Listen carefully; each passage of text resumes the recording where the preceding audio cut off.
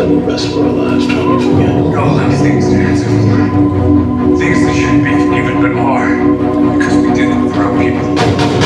Family. I know you're scared, but we are warriors. We can do this.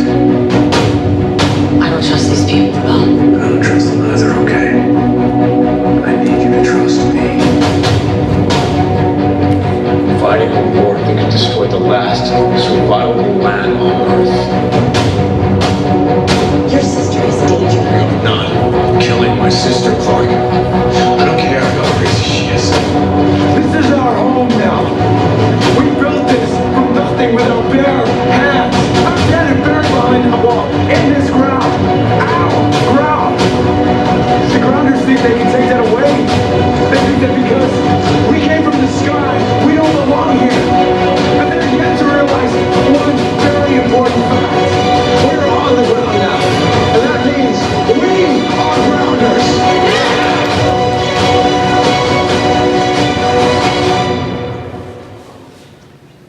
Our responsibility.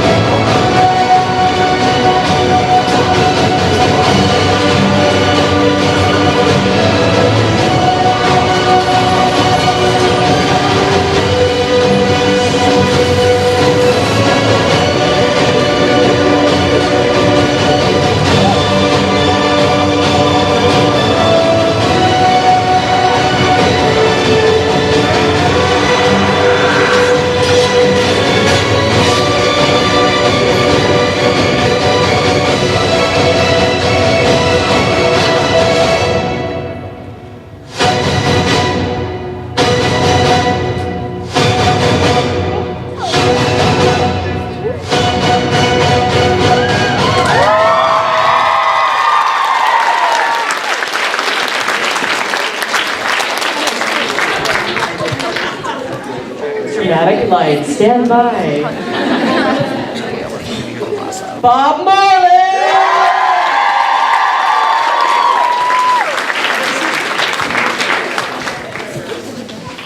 Hey guys, that was a really cool video. Who made that one? Wait, I'm so loaded. Maybe sit on this. There we go. Is that comfortable for you? Not really. All right. Well, you have an hour, so get comfortable. Would you rather sit on the chair? This is All right, fine. great. Figure it out. I can move. How's your con? It's going great. Yeah, I think yeah, it was super busy. It's great to have so many more people, and I hope everyone's having a great time. Yeah. I mean, it looked like you guys had a bit of a killer time last night. Sorry I couldn't be there. Yeah, my knee was just kind of giving me a bit of grief, so I thought it'd be better to preserve myself for today so I could at least be half decent. And you shaved? Do you have a home to look for photo ops? I did have a shave today, yeah. Yeah, I don't know. I don't get to shave for about 7 months of the year, so I thought I'd give it a shot. What do you think of that reel? I thought it was awesome. Yeah, it was really cool. Very dramatic. Very. Very. I did a lot of fighting, didn't I? You did. Yeah, it was cool. He's a lover and a fighter. Yeah. Yeah. But it was funny. It's like, oh yeah, I used to be able to do that stuff. Yeah. But I will. I'll get back there. You'll get I'll get back there and it'll be good.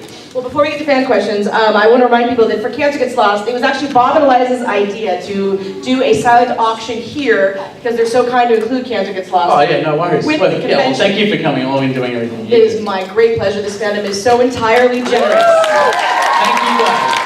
Thank you. And I'll be honest, my dad has a rare blood cancer right now, so I've been watching him go through treatment, and he's doing really well, but this has been a really nice project to have, so I appreciate your kindness, and cancer has affected every single person in this room, so it's very important. Yep. And Sonia's Collections did this custom Bellamy and Clark set. Yeah. It's very cute. I'm gonna have to sign it right now so the fans can see it, and you have till 4 o'clock to bid, and there's bid sheets outside of Will Call. This is separate for those folks watching online. There is an online auction with this set. It's not signed, but there's other stuff signed by both Bob and Eliza in the auction, and all the details are at cancergetslost.org. Thank you very much. Whoever made this. Sonia's Collections. That's awesome. Yeah. All right.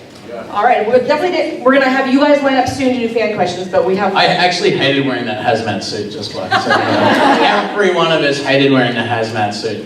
Like, because you've got the big visor on that always fogs up, so you have to have like this fan running, so then sound can't use what you say. So whenever we're in those hazmat suits, we'd always have to go into ADR, which is the booth, to do additional recordings.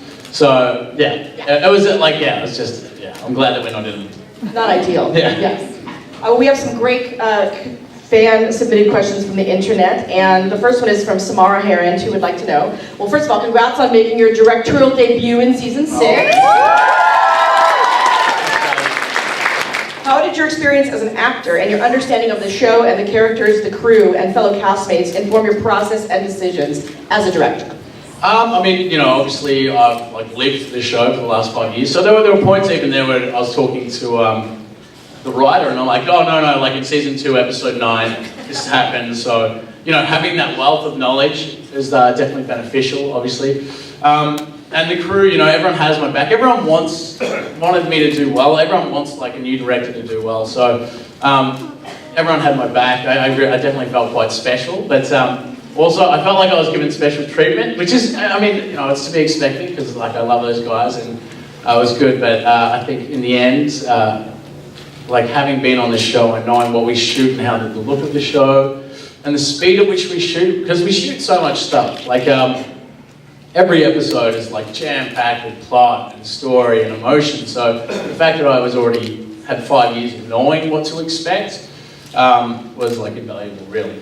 Have you seen the final cut of your episode? I've seen my final cuts. I haven't seen the network cut yet. But yeah, then Jason did his cut and he was really happy with what I gave him. So, you know, so as long as I make the bosses happy. If there's a season 7, would you be up for directing again? Yes, definitely. That'd be amazing.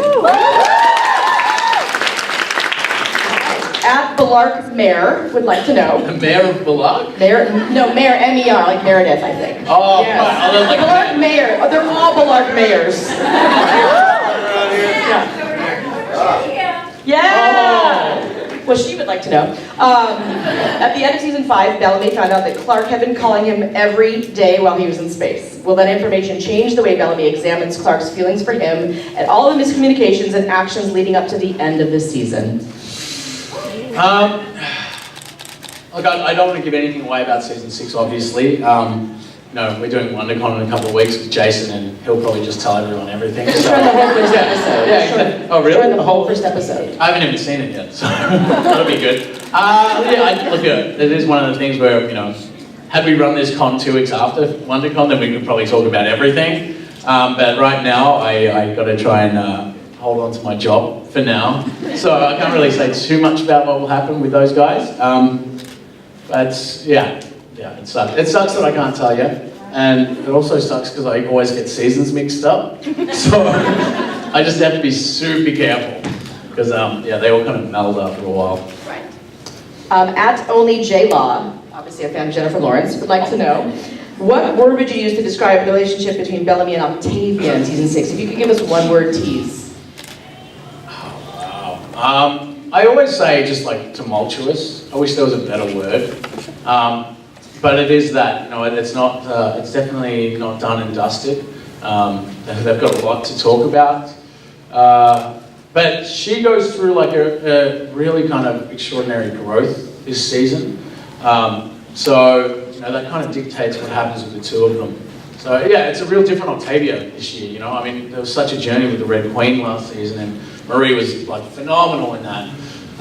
So to see where Octavia goes this year, it's quite interesting. Yeah.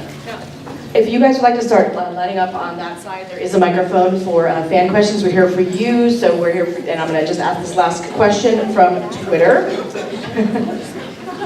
I think we'll have enough to fill up the entire hour here. Oh yeah. At It's Me Cater Pie would like to know, what do you think would change in the space crew dynamic if Clark ended up in space with them or could contact them during the time jump? This is not about season 6. It's just No, it's just a hypothetical, huh? Wink. I don't know. I really kind of wonder what would have happened to Maddie. Now that I think about it, she would have been down there all on her own. I wonder if she would have survived without Clark. Yeah. Yeah? Yeah, we say she would have survived? Cool. All right, well, I got through that question, didn't I? Yeah, you know, obviously Clark and Bellamy have this partnership there that, you know, who knows what would have happened. You know, they might have ended up just fighting. Maybe like there would have been an actual civil war up there. Yeah, the two of them. But you know, like they probably would have worked it out. I mean, they, you know, they came to this conclusion of the head and the heart. Yeah, that would have been interesting up there. Yeah. Crowded. Crowded. Go ahead with the first fan question.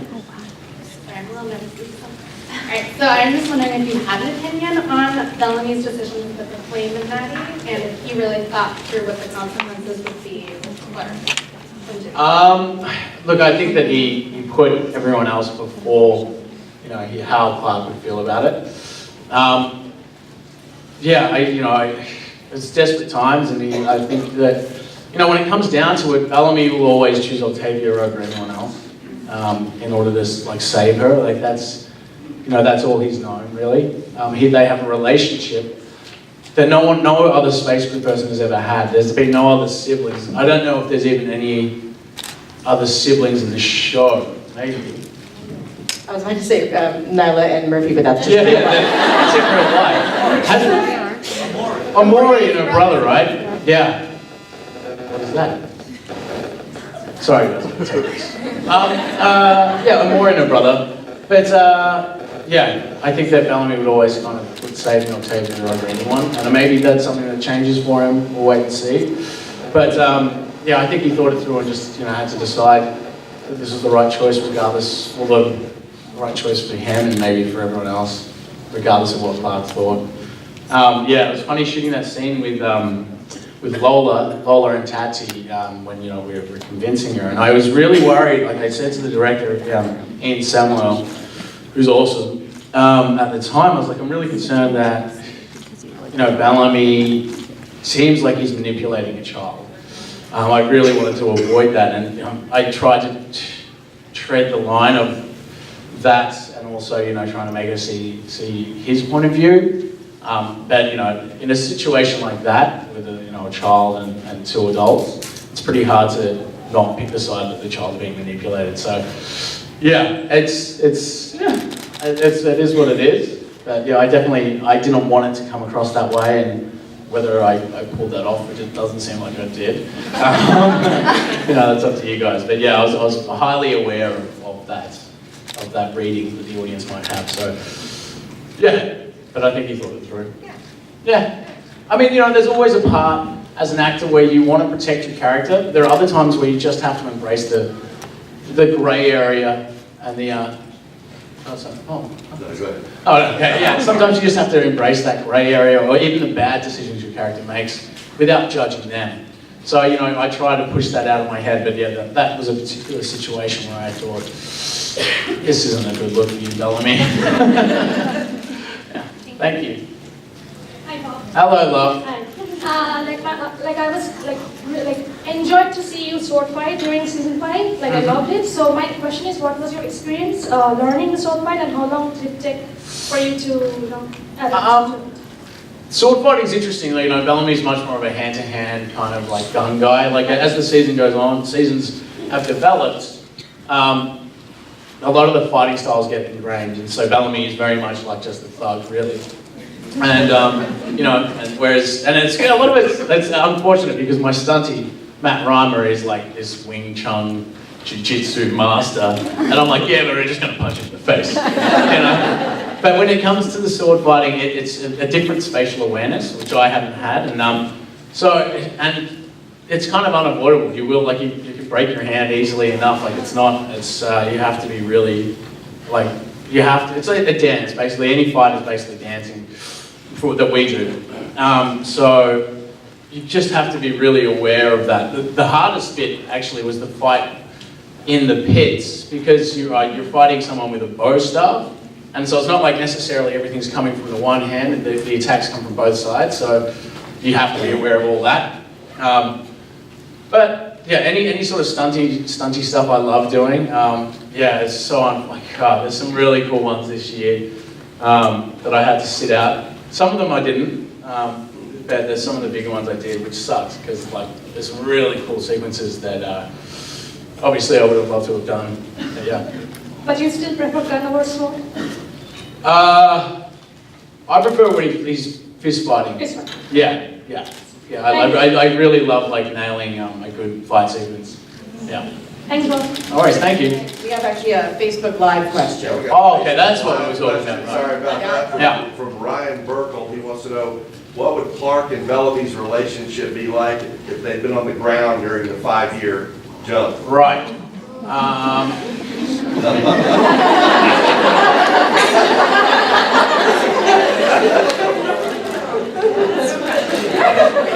You know, what's the fella's name? Ryan. Ryan, you should ask that question when me and Eliza do the panel. Look, you know, they like, you know, once again, like these kids just get thrust upon the two of them. Jordan, then we'd have Maddie, Charlotte. Oh.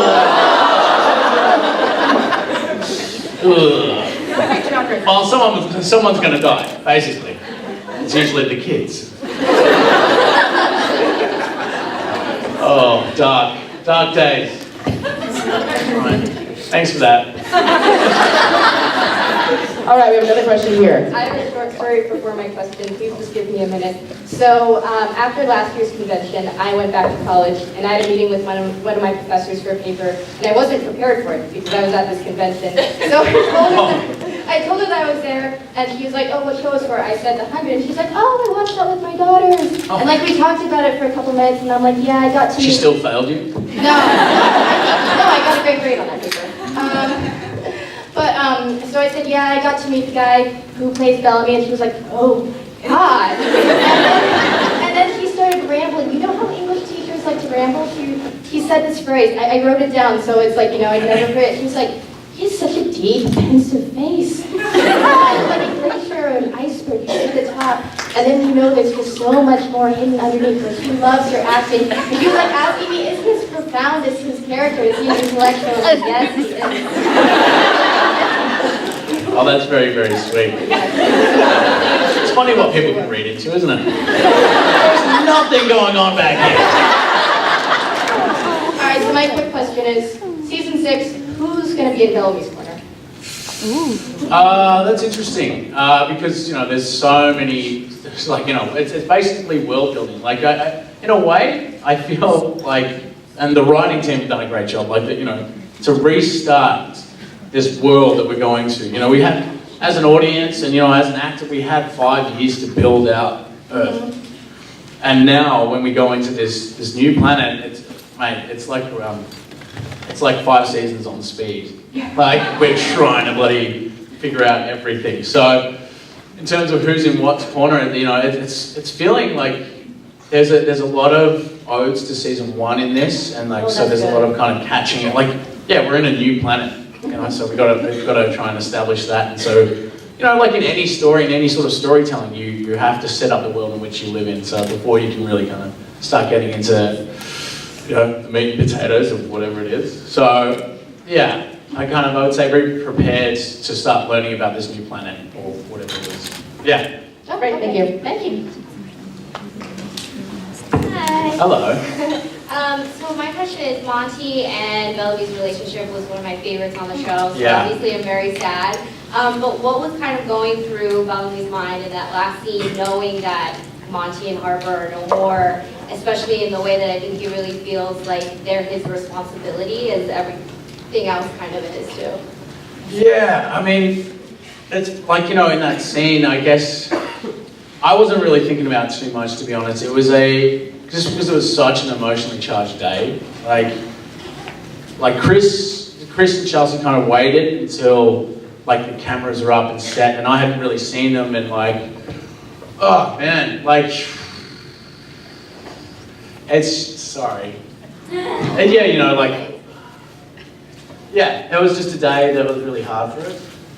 And yeah, so it was basically just trying to be there and just feel what we felt. Like, you know, we're losing Chelsea and Chris, and we love them. So yeah, I don't know how Bellamy was feeling. I was definitely hurting. So yeah, it was a funny day. Like, me and Eliza were just like having chin tears dropping. Like, it was like crying so much. And then, yeah, when I got to see it and watch what Chelsea and Chris had done, I think it was one of my favourite scenes of the whole series. Yeah.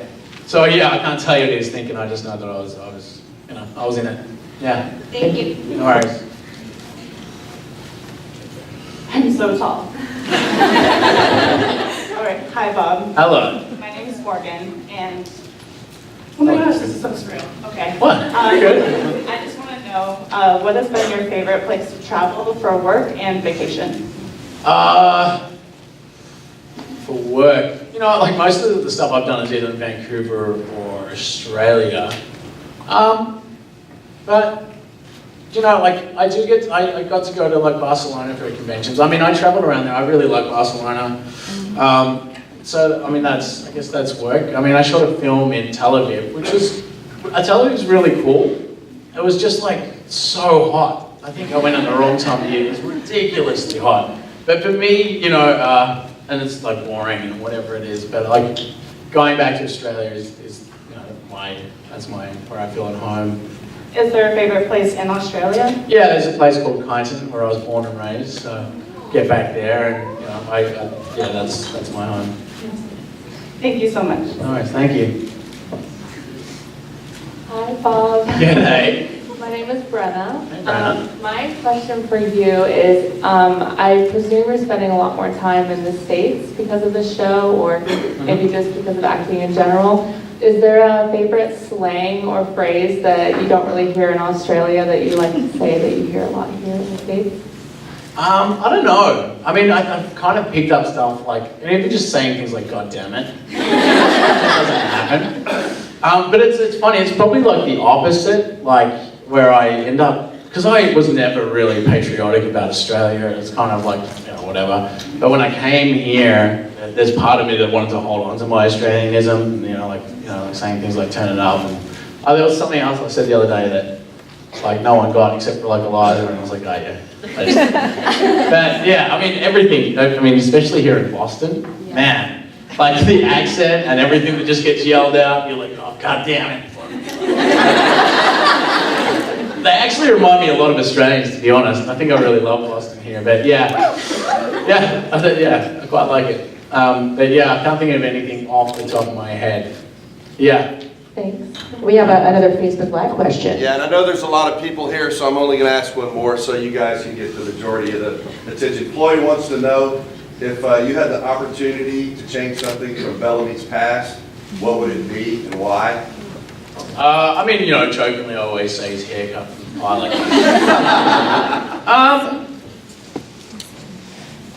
it. You know, like, I wouldn't change, you know, like it sucks that, you know, with the, say, like his sister getting busted at the lunar eclipse dance? What was it? Anyway, the dance. What was it? The masked ball. Yeah, that, yeah. The masquerade. Was it a Unity Days? Yeah, it's like right. Yes.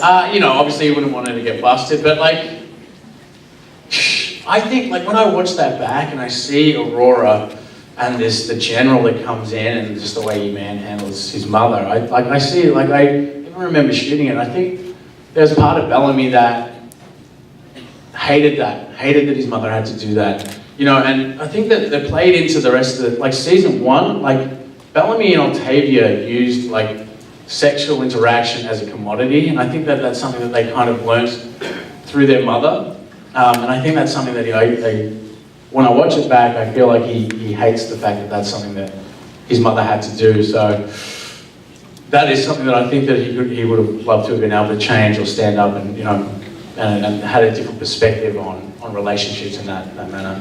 And, you know, as season 1 went on, he kind of learned a different way to be. But yeah, I think it was quite painful for him to watch his mother have to kind of use herself in that way to get him where she wanted him to be. So that's something I think.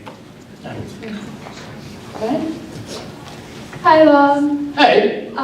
So I know you came under fire yesterday for the whole Clark's family question, but Did I?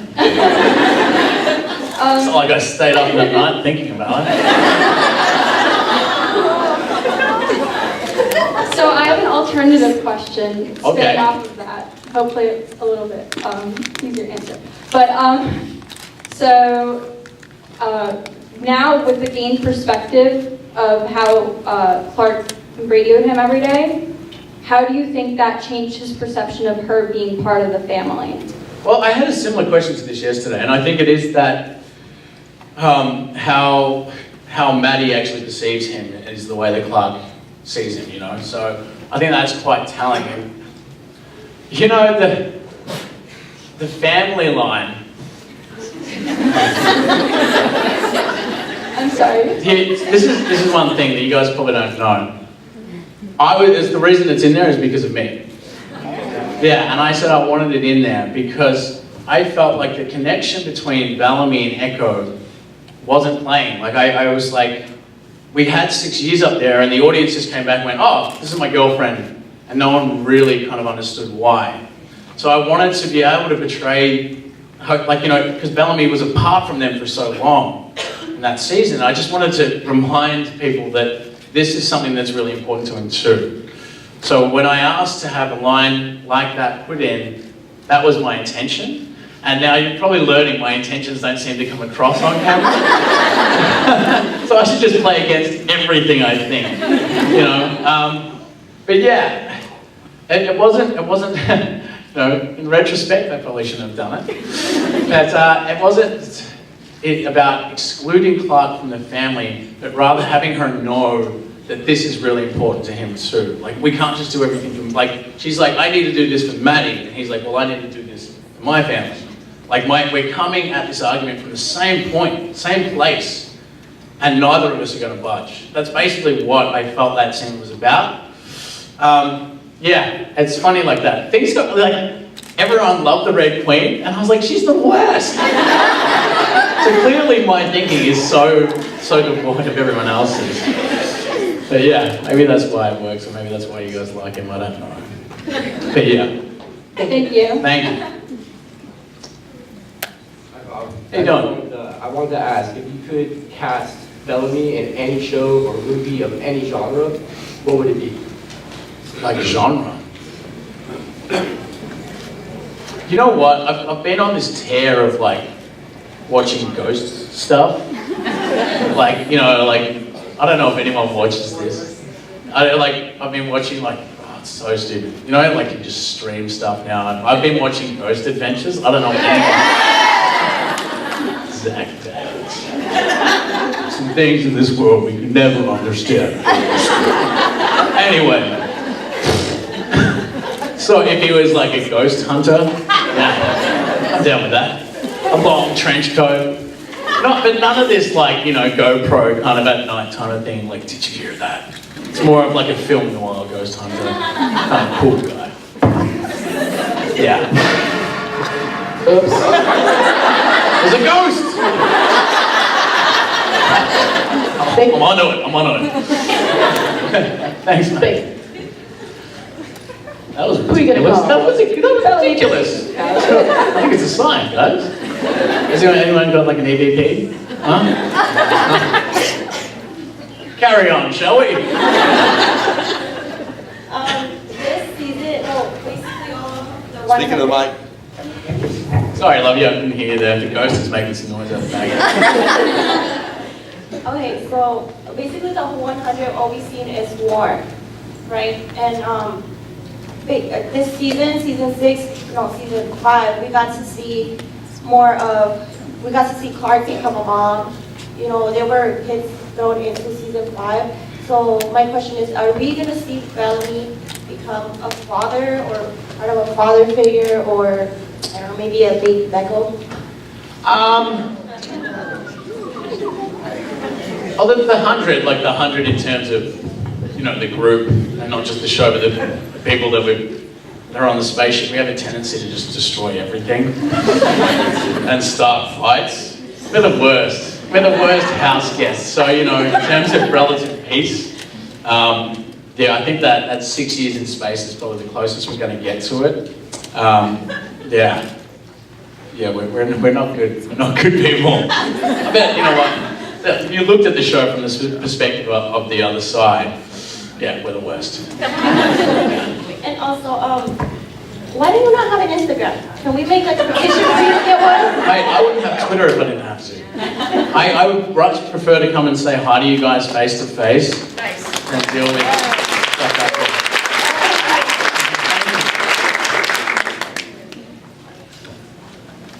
What's up, love? Long time no see. Yeah. Okay, I've got just, well, first of all, I wanted to say, like, thank you so much for everything that you're doing this weekend. Like, your autograph Well, thank you guys lines for are so coming long, along. your photo lines are long, and, like, you're still just amazing for everyone. Oh, so thank you. We really appreciate it. I'm just feeding off your guys' energy. I'm actually sucking your souls out. Okay, I came up with a bunch of just, like, random rapid-fire answer types of questions. Go on then. All right. The chances are they won't be fast. Well, that's okay. I tend to go on tangents. We have a long line behind you, so we can just do like 5. That'd be great. Okay. That's all I got. Okay. You nearsighted or farsighted? I've got an astigmatism in my left eye. Oh. Yeah. Do you prefer 80s music or 90s music? 80s. Sweet or spicy food? Spicy. Even though I can't handle it. That reminds me, I was going to bloody, someone gave me that hot one sauce. Yeah, and I was actually going to do it on this panel. It's probably in the green room. I shouldn't do that one on the Eliza one. I'd probably puke. Sounds great. Carry on, shall we? Okay, I just got like 2 more. In the classroom, would you go sit in the back of the class or the front of the class? In the middle.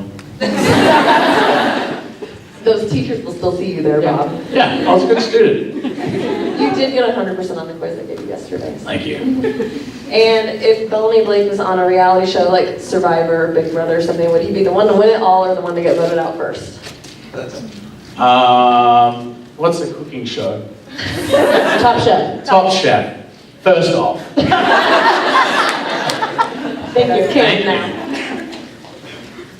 Hey. Hi.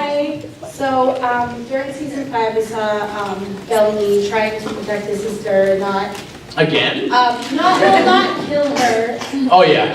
But then she sentenced Clark to death, and that was kind of a turning point. Yeah. And even compared the line "traitor who you love" to Echo and everything. I was wondering what you thought was going through Bellamy's head during that last scene with Octavia, when she's kind of bringing up his love for Clark, and he's about to do something that could potentially end her life. He doesn't know.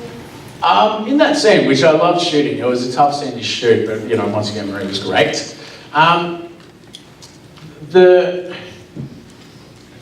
I had Bellamy focusing not so much on what Octavia was saying, but on the task at hand. He was, you know, he does that little thing where he's like, you know, over the teeth and through the gums. I think that when I see that, it's more about him checking in to see whether his little sister is still inside there, or if she's just full Red Queen. So in terms of that, you know, the traitor who you love, it's a, you know, a barb from Octavia to try and, you know, get an emotional reaction out of Bellamy. But I think when I was playing it, his mum was so set on the decision of having to poison his sister, you know, I'm grappling with that. Like, it's one thing to go, okay, I've got this plan, I'm gonna do it. But, you know, when he was there in the moment, you know, it was like this 50-50 thing. So when he does do that little old nursery rhyme, it's really a plea for him to see if he can actually connect with his sister anymore. So that's what the scene was about for me, and thinking going forward in that. But yeah, you know, Octavia's obviously trying to stir some sort of emotional response out of her brother. But it is, you know, you had to draw a line in the sand. Like, you're not going to kill Clark, and he's not going to kill Octavia. Like, Clark wants to kill Octavia wants to kill Clark. And he's like, you know what? I'm just going to put a chip in your daughter, and I'm going to poison my sister. How's that sound? Thank you.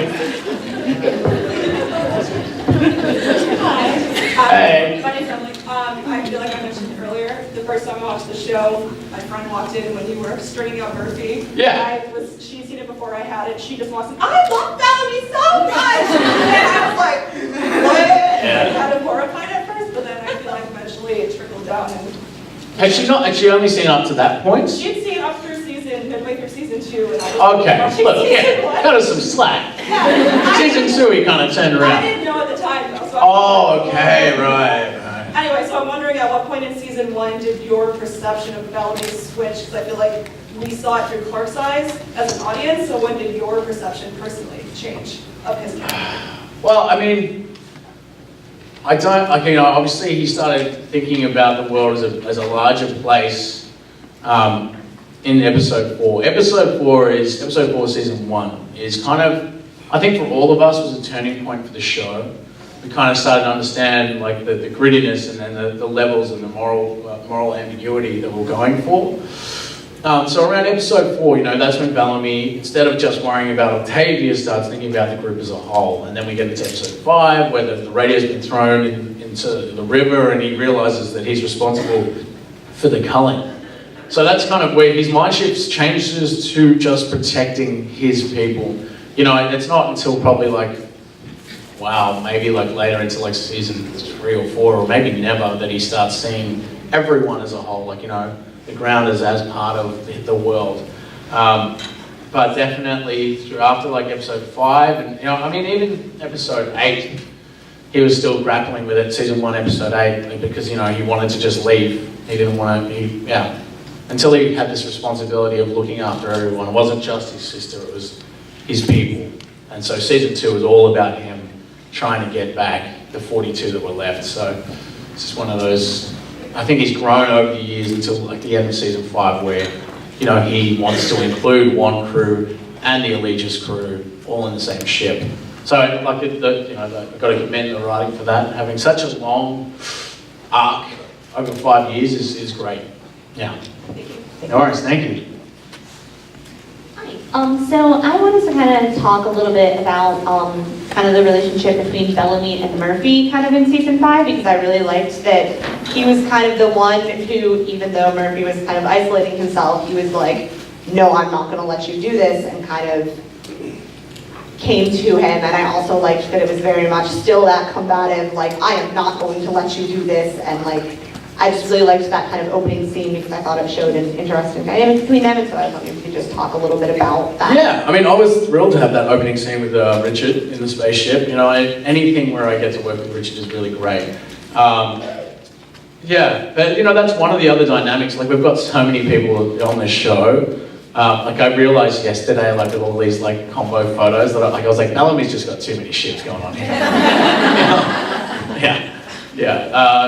So anything I get to do with Richard is great, you know, and I think that like what he gets, like him and Louisa, I think is like one of the best things to watch.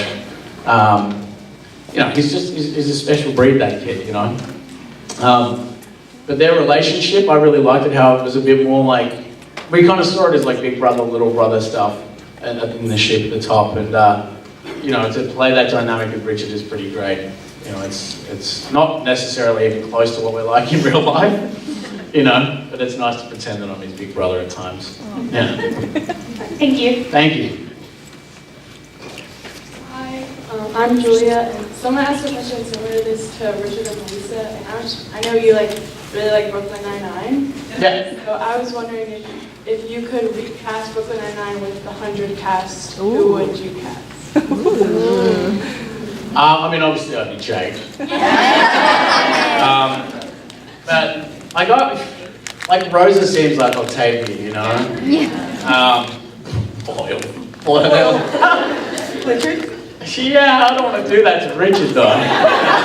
Richard could be that FBI guy that turns up, you know? Yeah. The vulture.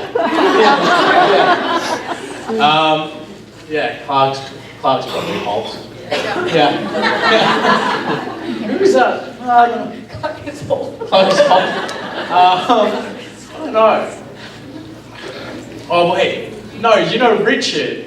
Murphy would be Gina. Yes. Boyle, I guess Boyle would be. But who would be Amy Santiago? Well, that's the thing. Because you could go, oh, actually that's probably Raven. Ooh, yeah. She's all over it, she knows everything. Yeah. And then,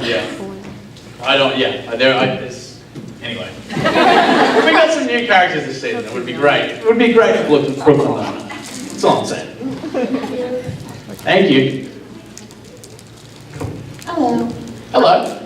I wanted to know, so much of Bellamy's character is shaped by his relationships with others. And I was wondering, as an actor and having Bellamy, what do you think about him if there were no one else to care for or fight for? Like, what would be his driving motivation? What would he be about? Well, I mean, I think we kind of like we tapped into that in season 1, where he was like just happy to go and be on his own. I think as a kid, you know, like there was a lot of responsibility put on him. I mean, like he was what? I think Spencer, who played me, was probably only like 10. But, you know, I think Bellamy was supposed to be, I think Bellamy's only like 6 years older than Octavia. You know, like, and to have like a baby just put in his arms at that age, and she's mum's like, this is all on you, kid, I'm going to sleep. You know, it's brutal. I think he carries a lot of weight, like, you know, a lot of burden and guilt that he's never really been able to deal with. And I think for him, like, even to this day and what we're shooting, like, he still hasn't really dealt with that. He takes it on as responsibility, and I don't think he's really, like, he'll take on this leadership role and then feel terrible about doing a crap job. I think in his heart, and what we saw in season 1, where he's like, my mum would think I'm a monster, I think the fella just needs to go for like a long walk, you know? Like, much like Clark had her time, you know, she got to, at the end of season 2, and kind of had to go find herself, you know. I think that that's something that Bellamy probably needs to do. So yeah, I'd be excited, like, you know, I mean, it's funny when you're just doing stuff on your own, like when I was in Mount Weather and I was just working on my own. The days go really fast, which is good. But yeah, I think it's something that Bellamy probably needs. But yeah, I think he's a good guy at the end of the day. I think he just needs to go and kind of sort out what these things that happened to him when he was younger, and kind of find a place for that in order to be, you know, this well-adjusted, you know, as well as you can be adjusted, you know, in this day and age to get it done, you know, to be functioning. Yeah. Thank you. No worries. We only have 10 minutes left, so Oh, we'll do some sorry. rapid fire. No, Sorry. don't apologize. This is awesome. Yeah. Hello. So I was curious, like obviously the fans have lots of like wishes. I think just different things went down differently. So you taking out like your professional attachment to the show, just as a viewer, is there something that you wish you would have seen go down differently, or a character do something differently? Again, not like what you think Bellamy or whatever would do. No, I mean, you know, like as a, like, you know, I obviously, as objective as I can be, I would have really actually liked to have seen what happened in that spaceship over those 6 years. Yeah, I feel like, you know, and maybe that's because I played Bellamy, or maybe it's because just watching the show, that 6-year time jump, we lost so much of what that dynamic on the ship, and we came back in, and, you know, like I'm obviously talking as me now, like all of us actors are up there being like, I wonder if we're going to get any flashbacks up there.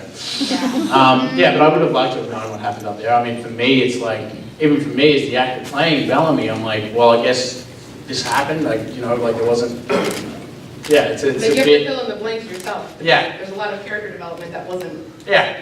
Didn't happen. so as an audience member, it's probably something that I would have liked to know more about. But yeah, I understand that the show is so fast paced, but yeah, that's probably part of the story that I wish went differently. Yeah. I'm Katie, and Hey. yes, I've been going around with this whole name thing, and so my name thing is like Bellamy means fair friend, okay? And your last name, Blake, means Blake, and so it kind of seems kind of Arthurian to me in a sense. Right. You know what I mean? No, I don't. And I've been playing with this, you know, kind of concept. So, like, my question to you today is, if you were to play any Arthurian characters, who would you be? Arthurian, like King Arthur? Yeah, Okay. Yeah. No, what's the one? Who's the guy that starts with G? Galahad. Yeah. Wayne. Wayne. I think Galahad. Galahad's the one I'm thinking of. Yeah. Yeah. Thank you. Thank you. Oh, yes, it's you. Yes, again. First, I just want to say really quickly that that "Turn over the gums" line was soul crushing, and you see right before Bellamy voices Octavia. Yeah. I think just that whole scene is some of your best work on the show, and it's Oh, thank you. one of my favorite scenes in the series. So I wanted to praise you for that. Oh, thank you. And I guess my question was like, you're going into like, well, you've already directed the episode of next season, and we're we're about to see it. Was there something that you, was there a particular moment on the show or before where like that kind of inspired you to want to direct, or what was?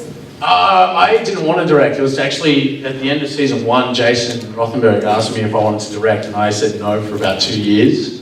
And he just kept asking me. I guess he saw something in me that that could be a storyteller, and I really wanted to collaborate. I talk about talking to Jason and changing the script and stuff like that. It's something that I think the connective tissue and the storytelling is super important, and I think he recognised that in me and kind of kept asking me. So basically, it's kind of Jason Rothenberg pushing me to do it, and then after about 2 years of asking me, then I started doing more shadowing, so following around other directors, and then I did the Warner Brothers Directors course over the hiatus, which was invaluable, and then when I was on set doing it, I totally fell in love with it. It's something that it's so great, I loved acting, but to fall in love with something new, later, being 34, it's just to be inspired and reinvigorated again. It's really incredible. So yeah,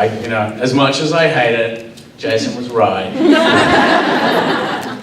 Yeah. I love that quote. Yeah, he'll love it.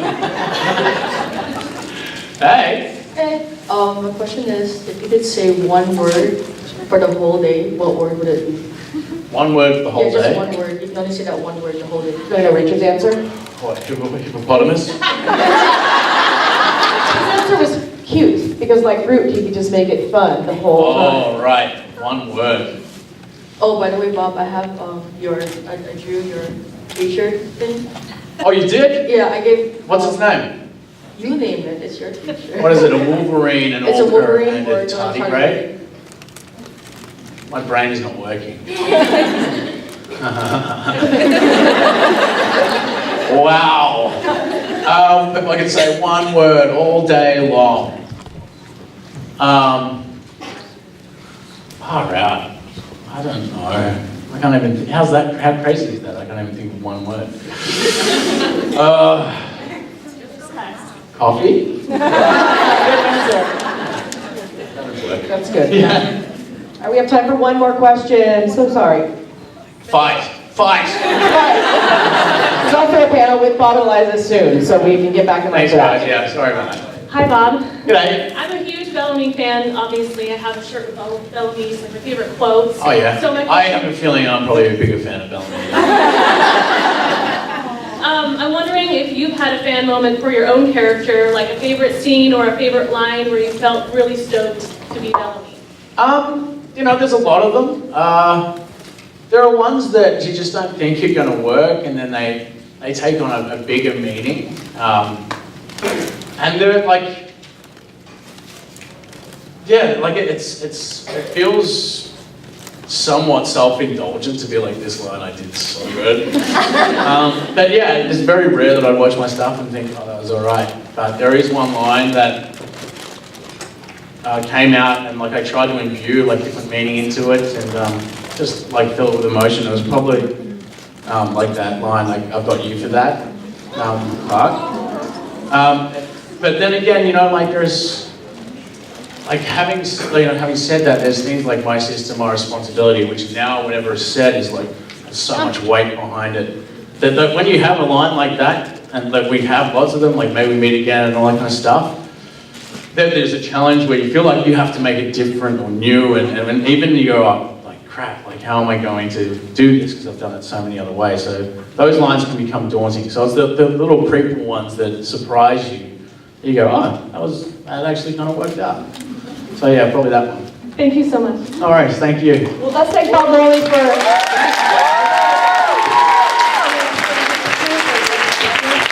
Also, let's thank Bob Morley for putting on his con!